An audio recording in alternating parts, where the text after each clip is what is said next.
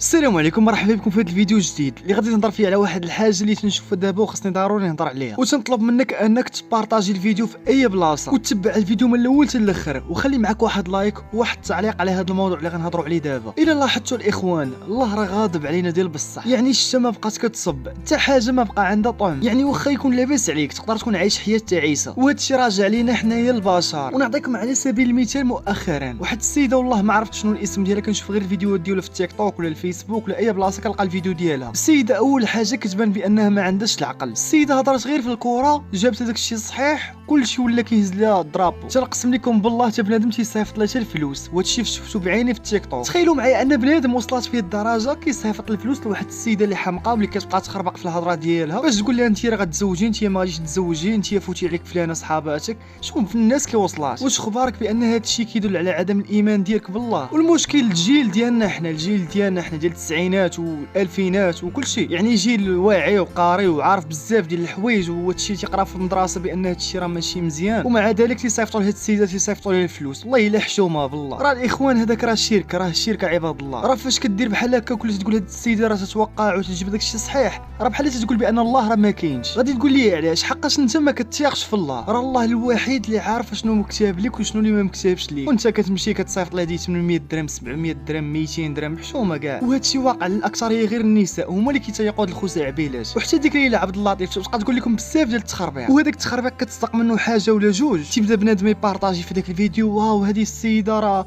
توقعات وداك الشيء جابته صحيح وكذا وكذا، وملي داك الشيء تيبقى يتبارطاجا كاينين الناس اللي ما فاهمينش وما عارفينش بان هذا الشيء راه كيدخل في الشرك، وتيبدا يقولوا هذه شوافه صحيحه وكيبداو يسيطروا عليها في الفلوس. الله يلا حشومه. راه بسبب هذا الشيء تقدر تدخل النار الدراري، راه بسبب هذا الشيء البنات راه تقدروا تدخلوا النار. راه بزاف ديال الناس كيسحبوا انه راسهم ملي صلى ولا شي حاجه صافي راك غادي يدخل الجنه. راه تقدر ما تكون لا تصلي لا حتى حاجه، وتقدر تدخل غير بشي حاجه بسيطه كنتي درتيها وتدخل الجنه ان شاء الله. وكذلك تقدر بشي حاجه بسيطه كتبان لك انت على بالك تبان لك بانها بسيطه، ولكن بسبب تقدر تدخل النار. الاخوان حنا عندنا اباء ما تيقراوش، ما قارين ما حتى حاجه، راه الدور ديالنا اننا حنا نفهموا هذه المعلومه ويعرفوا هذا الشيء. وحنا على شهر رمضان دابا، شهر الغفران، خاصنا اننا نزيدوا نتقربوا من الله ماشي اننا نبعدوا عليه. وكما تنقول ديما الله يدير تاولتي للخير وصافي. المهم كنتمنى انكم تبارطاجيو هذا الفيديو، وما تنساوش الناس اللي بغاو نيتفليكس سبوتيفاي شاهد، او باغي تشحن اي لعبه في التليفون، او باغي تزيد لي زابوني في الانستا ولا التيك توك ولا الفيسبوك، او باغي تشري شي كونت ديال التيك توك ولا بيس ولا فري فاير ولا اي كونت كما كان، فمرحبا بكم. عليكم الا تصيفطوا لي في هذا الواتساب اللي كيبان لكم دابا في الشاشه، بريف ستور. حنا ماشي بحال الاخرين، وانما حنا معروفين بالثقه والجوده ديالنا. مرحبا بكم الاخوان.